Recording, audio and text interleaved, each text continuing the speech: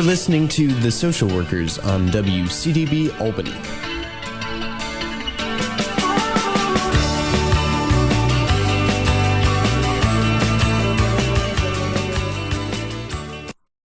And welcome back. You're listening to WCDB Albany. My name is Eric Hardiman, and I'm your co-host here on The Social Workers with Alyssa Lotmore. Welcome back, Alyssa. Hey, Eric. It's great to be here. It is great to be here. It's a sunny day here, and that's a good sign. We've got a great show lined up today. We may have some new listeners. You know, periodically we have a lot of regular listeners, people who tune in whenever we have a new interview, but sometimes we also have people that may be driving around in their cars, that may be tuning in all over the globe via the internet or listening via podcast. Lots of different ways to hear our show, but let's tell the audience a little bit about what we do here at the Social Workers. Well, one of the reasons that our show was created was to reach individuals who may never have considered seeing or using a social worker by the means of radio. And now it's via podcast as well. And our theme here at the Social Workers is, or our motto, I should say, is the public is the client. And how do we continue to reach individuals who might not be in our profession, might not know a lot about the social work world and the field, but how do we still get that valuable information out to the public? So a lot of our guests that come on are social workers who are working in the field, faculty, sometimes even students, or even those in the community who are doing social work in the sense of advocacy and working at nonprofits, but might not even be a social worker through their license, but we're still trying to highlight the work in this field. Yeah, and we've, over the years, we've been doing this show a number of years now, and over the years, we've really tried to promote the idea that one of the roles of social work is education, and is educating the community, and is having conversations that are educational in nature and that tell us more about subjects. So the audience for our show is not just social workers. It's not just purely, a social work audience, but it's an audience for whom any of these topics that are tangential or related to social work may have some appeal. And so we really have a broad range of topics. So we're excited about I'm excited about this coming semester and all the interviews that we have lined up, all the great topics. Today's a really good example. So our guest today is Beatrice Yorker. Beatrice has a Bachelor of Science degree in nursing from Indiana University, a master's in child and adolescent psychiatric mental health nursing from the University of California, San Francisco, and a law degree from Georgia State University. She is currently a professor of nursing and criminal justice and criminalistics at California State University in Los Angeles. For 10 years prior, she served as Dean of the College of Health and Human Services, which included schools of nursing, social work, criminal justice, forensic science, kinesiology, dietetics, child development, and public health. Her clinical career includes work in child-psychiatric nursing, forensic nursing, and as an expert witness in criminal, family, and civil cases. Her research focuses on Munchausen by proxy, a form of child abuse, and serial murder by nurses and other healthcare professionals. She's published a law review article on covert video surveillance of Munchausen by proxy and was co-editor of the APSAC Advisor 2018 special issue on Munchausens. She's also a past board member of APSAC and currently serves on the Munchausen by Proxy Committee. She continues to teach psychiatric nursing and frequently offers training in Munchausen's and medical child abuse. It's quite a bio, and we're honored and just thrilled to have you with us, Beatrice. So welcome to the Social Workers. Thank you. No, let's just start off because I don't know how how well known Munchausen is to the general public. I think the first time I became familiar with it was through a movie. I'm sure The Sixth Sense with Misha Barton's character back when I was a teenager. And I was like, what's going on here? Why is this mother making the child appear sick? So can you start off with just talking a little bit about Munchausen by proxy? Well, let's start with Munchausen syndrome. That is a psychiatric disorder where a person makes themselves ill for the purpose of getting medical attention. And a typical case and this is actually a real case, is a registered nurse who passed out at work. They rushed her down to the emergency room. They drew blood and tried to figure out why she was unconscious. And they saw that her blood sugar was dangerously low. So they pumped her with some IVs with some sugar in them and told her to eat before she came to work. And the next time she passed out at work, they rushed her down and they thought, oh my gosh, she must have a pancreatic tumor to produce so much insulin to be having her blood sugar so dangerously low. So they took out her pancreas and sent her back. And when she recovered, she went back to work. A few months later, she passed out again at work. Only then did the doctors in the emergency room start to think maybe the insulin was not coming from her pancreas. Maybe it was from somewhere else. Sure enough, she confessed to taking her patient's insulin and injecting herself to cause hypoglycemic shock. That is a case of Munchausen syndrome.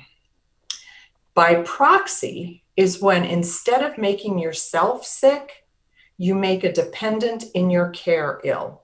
Most of the time, this is a child, and most of the time, it's a very young child who's not even aware, an infant or preverbal, although it can be perpetrated on older children. And in my case, I have studied nurses who have injected their patients to cause critical incidents and cardiac arrests. And that is another form of Munchausen syndrome by proxy. Instead of doing it on yourself, you do it on somebody that's in your care. Sure. And so how long has this been in the DSM and the Diagnostic Statistic Manual? Well, it's very controversial in the DSM.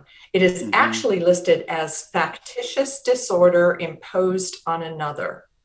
Right. And if it's on yourself, it's factitious disorder imposed on self. So the DSM and the field of psychiatry has really argued about this Munchausen term. We don't like it. We don't like calling it a syndrome. But because the original article by Asher and then by Roy Meadow used the term named after Baron von Munchausen, who was a soldier who told fanciful tales about his war exploits, and he was crisscrossed with scars that it turns out he had inflicted on himself. So in the literature, the Munchausen term got to be very popular. And since I also do law review articles, in the legal literature, the two most popular terms are Munchausen by proxy and medical child abuse. Okay.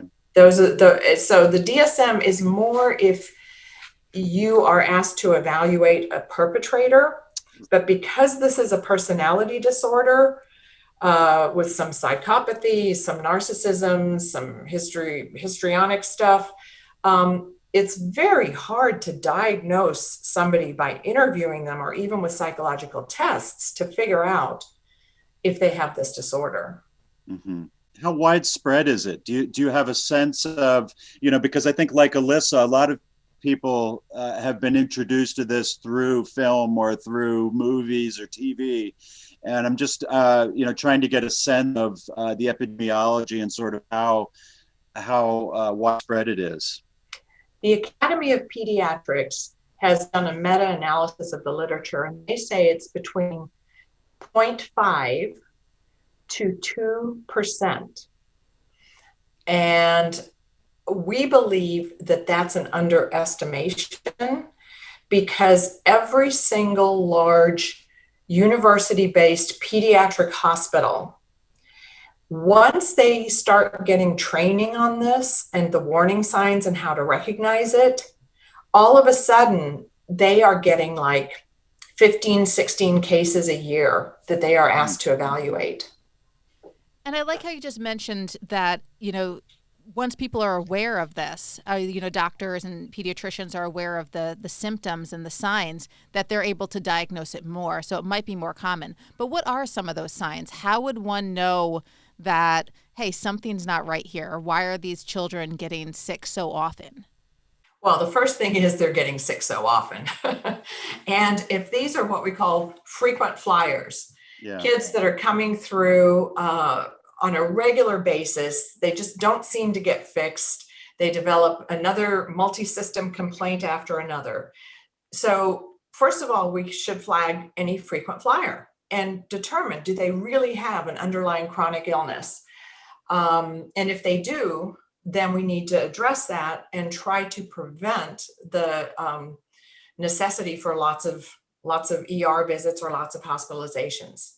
On the other hand, if the workup is finding one negative result after another, and yet the parent, and I will say this is 95% mothers, so I will just use the term mother, even though fathers and grandmothers have also perpetrated, even babysitters have perpetrated this. I'll use the term mothers. Okay. So the mother will give a history that says, oh, the child has had a terribly high fever. They've been vomiting all night. They're not keeping any food down. They're losing weight. And yet all the tests turn up negative. Then maybe they start thinking mom is starving the child or mom is lying. Oh, another big red flag is doctor shopping. So a lot of times we'll find that when a doctor says to the mother, there's nothing wrong with your kid, she'll go, well, I know there is. So I don't like you guys anymore. And I'm going to find a doctor that will, treat my child because I know something is wrong. So people who go to lots and lots of urgent care, who refuse to accept results, that kind of thing is another red flag. And do you find that there's comorbidity with other types of personality disorders? In other words, does Munchausen's by proxy coexist with borderline personality disorders or with other types of related, maybe similar personality axis 2 type of diagnoses? Well, at one training, I said, yeah, the people who do this to their kids are a train wreck of axis 2 disorders. Mm-hmm. The literature, though, has really drilled down. Depression is like 34%. Narcissism scores very high if you're able to actually get that.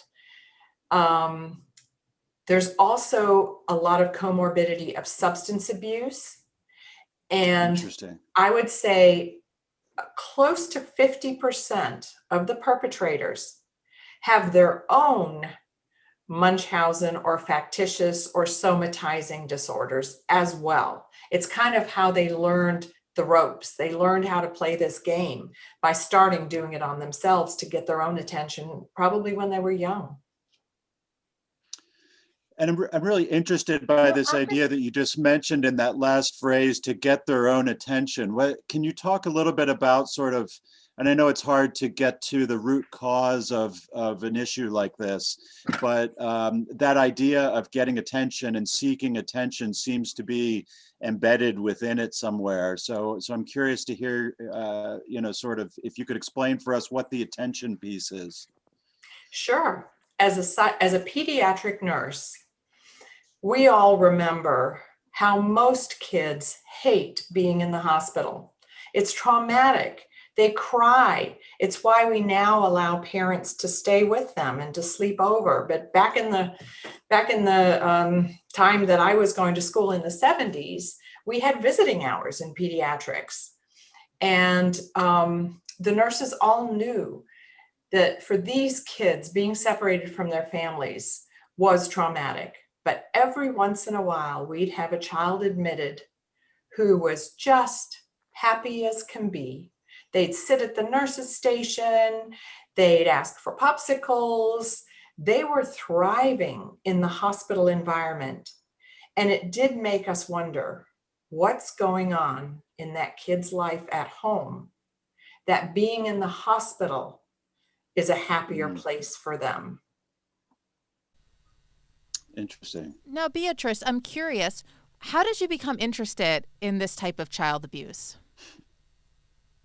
Well, I had just gotten my master's degree in child psychiatric nursing, and I got a great job in a big urban hospital in Atlanta on the child psych consult service. So any child or adolescent that had some kind of mental health disorder or traumatic experience like gunshot wounds, we would see those kids with cancer diagnoses, kids on the burn unit. And we saw the kids who were evaluated for child abuse. And my very first case was in 1981, shortly after Roy Meadows' article. And it was a little 2-year-old who was coming in for his ears were bleeding. And his mother kept bringing him into the emergency room with bleeding ears, and the doctors could not figure out what was going on, because typically if you have an ear infection, you have pus coming out of your ears, not blood. And there was a big red flag. This little boy had lost a sibling at the age of 2 who was born before he was. And in the whole Munchausen by proxy arena, that is a warning sign, prior sibling death, particularly if it was SIDS or some unknown cause of death. And this kid's death was unknown. So the pediatrician said to me, B, here is Roy Meadows' article. I want you to read about Munchausen by proxy, and I want you to work up this kid. Could this mother be doing it? And I read the article, which I'll be happy to go into, but I won't right now. And I thought, the mother does not seem to be attention seeking or doctor shopping.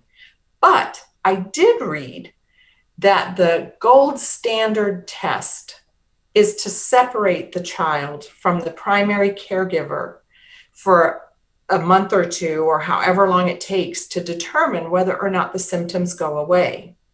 So we placed that little baby, luckily with a paternal grandmother, but we told the mom, you can't see the baby for a couple of months. We want to see what's causing this bleeding. And his ears kept bleeding. That prompted us to do further workups. It turned out that the little kid had a rare genetic disorder that caused bleeding from multiple orifices. He did die a few months later of this rare genetic disease that had killed his older sibling. So it turns out my very first case was a rule out, not Munchausen case, but it taught me all about how this exists. And then all the cases after that were Munchausen, except for a few others that I ruled out. And, this may be a tangent here, but I'm so curious about some of your ideas on how to train medical professionals, how to educate the medical community, and to sort of increase awareness about this particular condition, but also to sort of balance that, I would imagine, with the need to trust patients and the need, to not go overboard in the other direction and start to be distrustful immediately of what folks are telling us as providers. That is an excellent point. And the field has been struggling with that for the last 15, 20 years. So one way to just educate people is the way the pediatrician did with me. Give them an article that just describes a few cases. And in the Roy Meadow article, I do want to just take a second and talk about this, because once a healthcare provider sees the light bulb go off, they don't have to always be suspicious, but they can think critically. So in the Roy Meadow case, a little 4-year-old girl had been hospitalized 5 times for intractable urinary tract infections. Every time they treated her with antibiotics, she would come right back in with white blood cells, red blood cells, bacteria in her urine, and all reinfected. They had put tubes in her urethra. They had done kidney x-rays. They had done all kinds of things. And on the 5th hospitalization, the pediatric nurse said to Dr. Meadow, who was the pediatrician, she said, Dr. Meadow, if I collect the urine specimen, it comes back clean. But if the mother collects the urine specimen, it comes back infected. And Dr. Meadow went, huh. So he set it up. The next day, he ordered a 6 a.m. urine to be collected by the nurse and a 10 a.m. urine to be collected by the mother, sent them both down to the lab. And sure enough, the 6 a.m. urine was clear. The 10 a.m. urine had red blood cells and bacteria. Well, that lab tech, seeing the difference in the two, went one step further.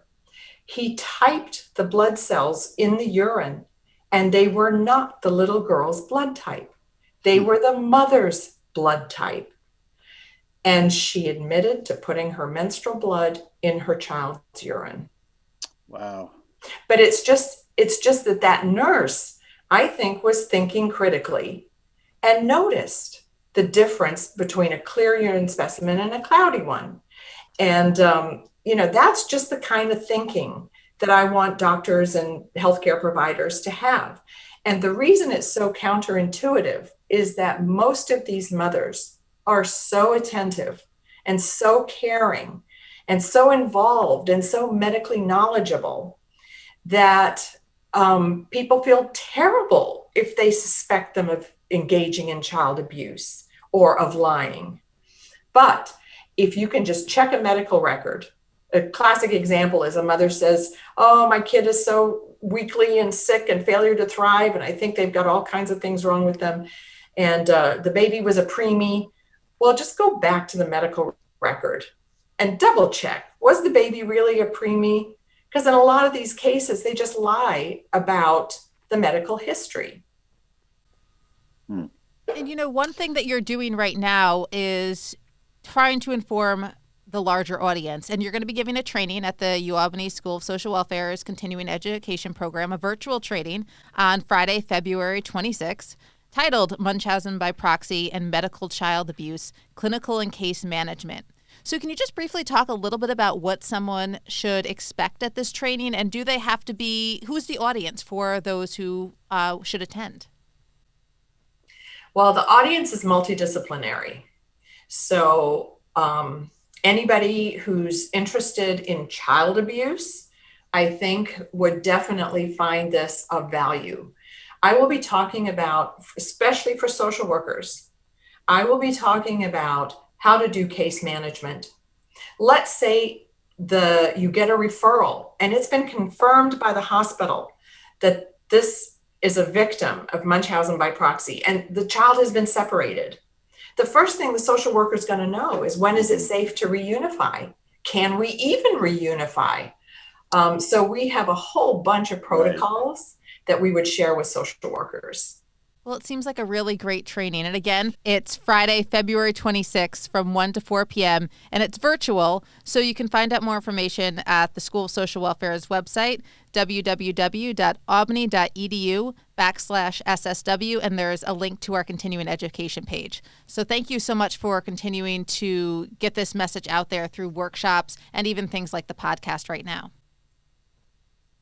And so if you've just tuned in, we're having a conversation, and we're continuing our conversation with Beatrice Yorker, who is currently a professor of nursing and criminal justice and criminalistics at California State University, Los Angeles. So I'm really curious, Bea, when Alyssa mentioned that her first exposure to Munchausen by proxy was through a film.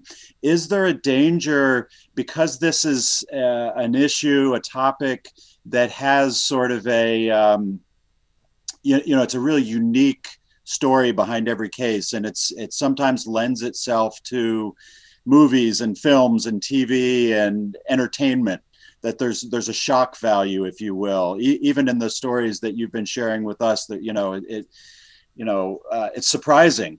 And is there a danger to folks hearing about this and either romanticizing it or treating it as something more of a story than an actual danger? That's not been my experience. there's a lot of interest now in forensic science and in forensic nursing. And it's because people do want to think critically. They do want to connect the dots. And our field and the APSAC, the American Professional Society on the Abuse of Children, which has published guidelines, and I will make those resources available in the webinar. So stay tuned for that, but anybody can look at APSAC's website and look for guidelines on Munchausen by proxy. But in our field, we are actually appreciative that the media is now bringing it to the public's awareness, because many of the cases are identified by relatives. Like Dr. Phil has had these people where the sister-in-law will say, oh my gosh, I know that my brother's wife is doing this to her kids. She's taking them to the doctor all the time. They have all kinds of accommodations in school. And I know that she's doing it, that the kids aren't really that sick. So we want relatives, we want family members. I have a whole Rolodex of divorced fathers who are calling me and saying, my ex-wife is doing this to our kids. And, how can I intervene? How can I get custody of them? How can I get someone to recognize that this is child abuse? We want people to recognize this form of abuse. But how common is this? And I know you said there's an underestimate, but about how common is this?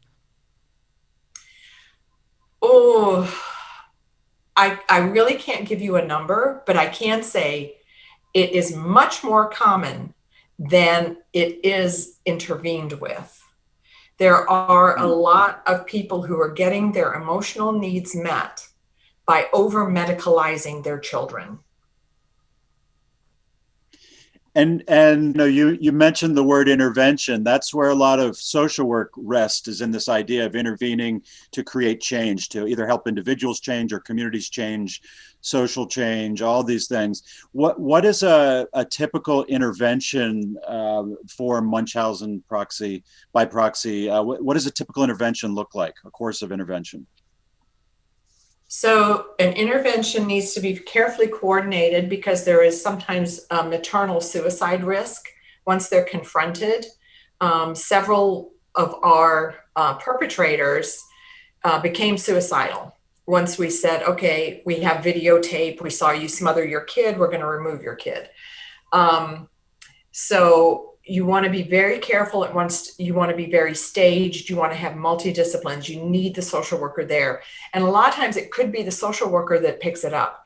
If they're making a home visit, and for those of you that have watched The Act or the case of Gypsy Blanchard, which is also an HBO documentary, people who made home visits knew that she had a medicine cabinet stacked with all kinds of medicines that she was using to poison her child. So social workers need to have their eyes open for when a mother or parents are overly medicalizing their kids in wheelchairs who can walk, kids who are homeschooled because they have some kind of chronic illness. Double check that. Make sure that the mother is not over-medicalizing them and exaggerating their condition. I've had to work with social workers very closely on a mother who had her daughter homeschooled, and finally the daughter got messages to her homeschool teacher that said, I'm being abused in here. My mother is administering CBD and pot to me to keep me looking sick. And, I need to get out of here. So that's the kind of interventions, is to remove the child. And I will talk a lot more about if and when you can reunify in the webinar. Yeah. So you also mentioned in your story just then, that case example, you mentioned video surveillance. And I know that your law review article also focuses on video surveillance. Can you talk about that as a component of the picture here? Well, so what is the video surveillance? It's a hidden camera in the child's hospital room. And it's very costly. You have to have somebody watching the TV monitor, usually hospital security. And now a lot of parents are kind of cued onto this. And in a way they should be. It's legal because video surveillance occurs pretty much everywhere. It's ubiquitous in our society these days. You have cardiac monitors, you have, safety monitors, et cetera, et cetera. So, but I will show in the webinar, I will show video surveillance in a pediatric hospital of a mother smothering her child. And that's very good in court. Mm-hmm. Now, what is I know you say it's some in the DSM, but why would a parent do this to their child? Is it only for the attention? Do they actually want to harm the child, or is it just for the attention and let's drag this on for as many different doctors or people who will pay attention? Like, what is the overall thought processing? I mean, if there is one for a parent who is doing this. Well, for the factitious disorder, which is examining the perpetrator to figure out why, a true factitious disorder, it is for the medical attention. However, we see parents make their kids sick to get rid of their ex-husbands, to revenge upon their ex-husbands, to get extra SSI payments, to get attention from law enforcement, there are a variety of most motives. And some of it is just plain malingering. I want to get these disability benefits. Well, no, it's good to have a better understanding because there's different variations of this, of Munchausen by proxy versus, like you said, the true definition, and then also other motives behind it. So that helps to understand as someone's looking into, as a social worker might be looking into this as a case or a possibility, having a better understanding of possible backgrounds and motives and reasons for what they're observing. Good.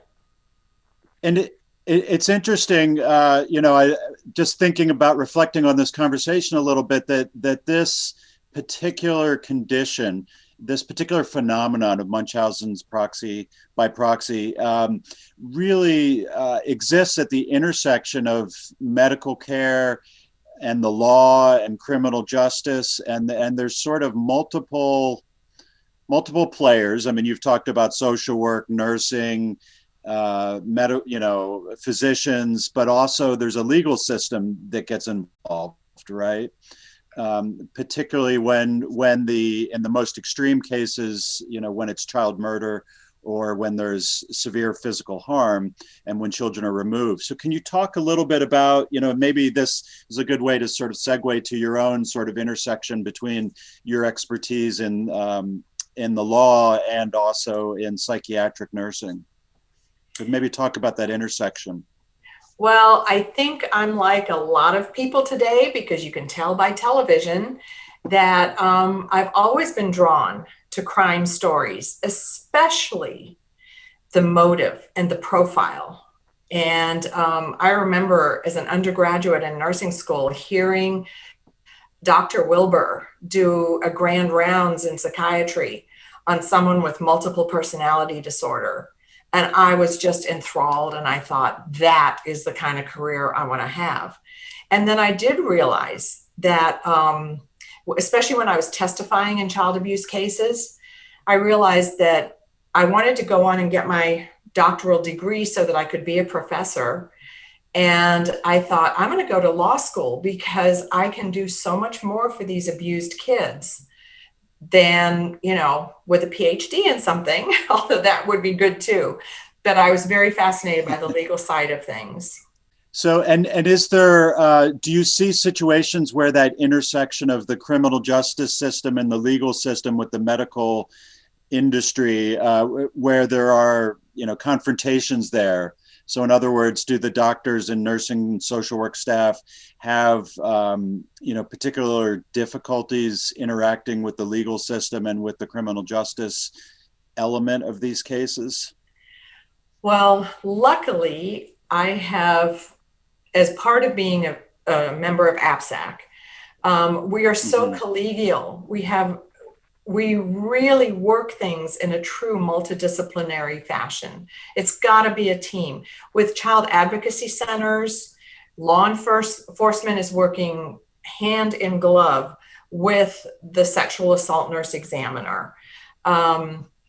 Medical professionals often do have to testify, whether it's for, battering a wife, domestic violence, whether it's a terrible car accident. So I love teaching nursing students about forensic nursing, about the legal things that they're going to have to do as nurses. Great. It's been really wonderful having you on, Beatrice. I hope that folks will consider going to the workshop that you're going to provide. It's an important topic, and I know you're teaching students about this topic as well, and I know that's important work too. Alyssa, did you have other questions? No, I just wanted to thank you for coming on.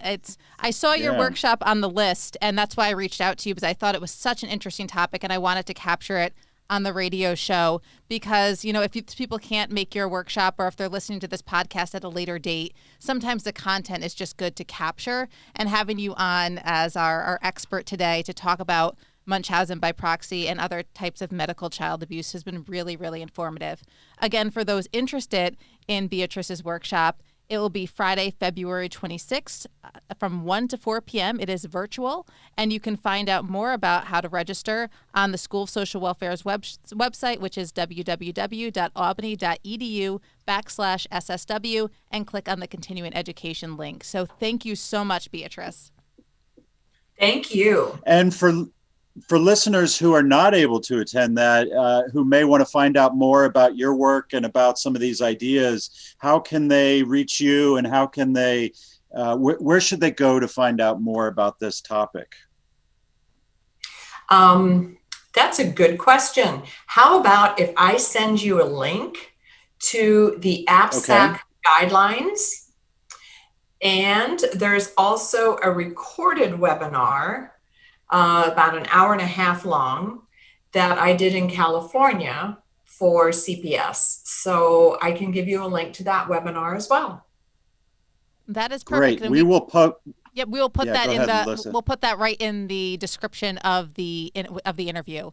So that would be really helpful to those who are listening. Thank you. All right, Eric. So you've been listening to the social workers here on you've been listening to the social workers here on WCDB Albany, and we've been doing an interview on the social workers with Beatrice Yorker, who's professor of nursing and criminal justice and criminalistics at Cal State University, Los Angeles. Beatrice, thanks so much for joining us today. Thanks for tuning in. If you've been listening to the show, we hope as listeners you'll come back and hear our future episodes here on the social workers. Alyssa, thank you for co-hosting. And till the next time. Thank you.